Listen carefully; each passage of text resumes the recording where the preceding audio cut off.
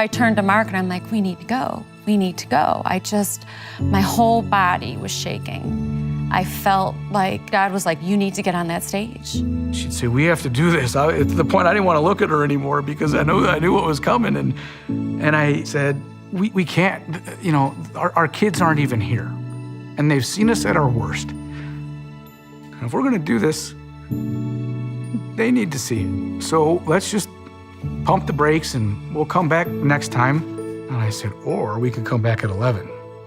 And it was like, yeah, what are we waiting for? When we got there, and only Mark and I knew that we were gonna get baptized. So when Bill said in about 10 minutes, those of you that have been inspired today to come down, we're gonna ask you to come down and join us. And at that moment, we turned to our daughters and handed our keys and phones and said, Mom and I were here this morning and we brought you back because we wanted you to see this. We're doing it. All of a sudden, Jill grabs Melanie's arm and says, I want to do it too. And I'm like, oh my gosh, okay, great. That's incredible. The fact that she wanted to do that, and she didn't care who was there or who would see her or anything. And she wanted to have a relationship with Christ and she wanted everyone to know that she wanted to have a relationship with Christ and accepted him. I was so proud. I couldn't have been more happy.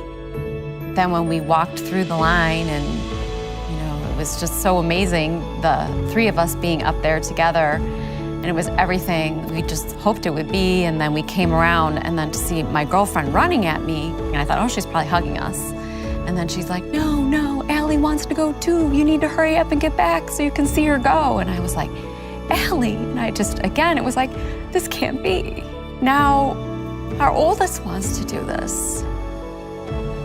Being baptized that day, oh, there's so many emotions tied to that day. But I think for me, it was just about the dependence.